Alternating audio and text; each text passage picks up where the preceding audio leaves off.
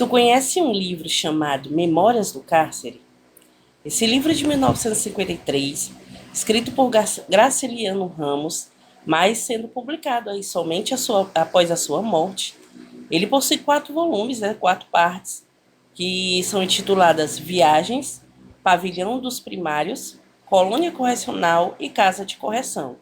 E o livro ele conta sobre o período em que o Graciliano Ramos ficou preso, né, entre 1936 e 1937, acusado aí de entregar a intentona comunista que foi uma tentativa de golpe ao governo do Getúlio Vargas, organizada pelo PCB, Partido Comunista Brasileiro, ao qual fazia parte o Graciliano Ramos, né? Ele era filiado ao PCB aí há muitos anos, e também organizado pela Aliança Nacional Libertadora, né? Que eles se uniram para tentar aí, implementar o socialismo no país, né, no Brasil, tirar o governo de Getúlio e implementar o socialismo. Apesar de as denúncias nunca terem sido formalizadas, nunca terem achado nenhuma prova contra o Graciliano, o certo é que ele nunca foi ouvido, né? E ele foi aí perseguido e foi preso, né? Ele passou por diversos locais, ao todo conta-se 4 locais, né? As prisões por onde ele andou. E no livro ele conta tudo que ele passou, né? Nesses locais, as experiências dele. O livro ele nunca chegou a ser concluído, Graciliano ele nunca entregou o capítulo final, mas ele conta diversos momentos, né? Nessa prisão aí, nessas prisões pelas quais o Graciliano passou, como, por exemplo, a entrega, né, da Olga Bernard. Não sei se vocês conhecem a história da Olga Bernard, mas ela era judia e ela também era comunista. E a Olga ela foi entregue à Gestapo, que é a polícia nazista alemã, né? E através de um acordo aí, né, com um oficial aí no Brasil, ela foi entregue, né, à Gestapo.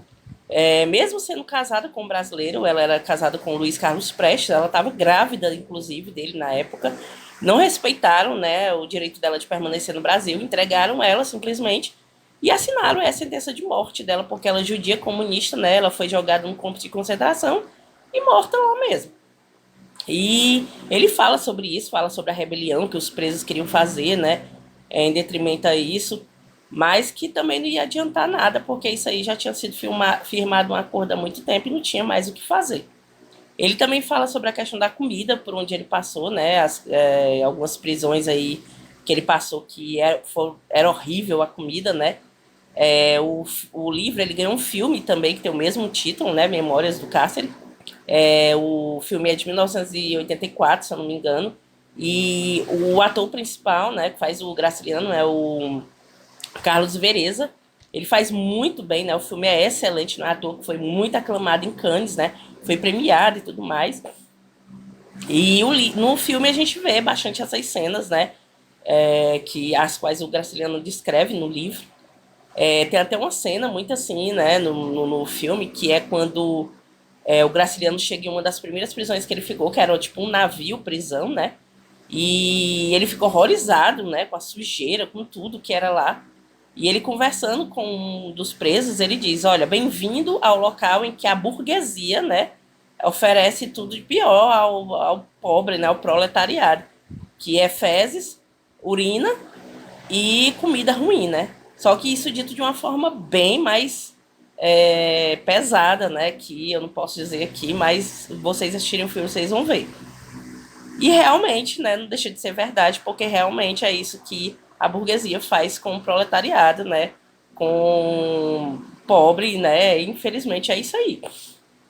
E, apesar de tudo, Graciliano nunca baixou sua cabeça, sempre se manteve fiel às suas ideias, né, ele, apesar de ter passado por muitos locais, muitas vezes tendo que se desfazer de seus manuscritos aí, né, ele continuou escrevendo até seu último dia de prisão. Ele que ocupava um bom cargo lá em Alagoas e tudo mais, né? Ele nasceu lá, né? E ele se viu aí tendo que não voltar mais, né, para o seu estado e tudo mais. Ele permaneceu no Rio de Janeiro até seu último dia de vida, né, que foi em 1953. Ele morreu em 20 de março de 1953 por culpa de um câncer no pulmão, né.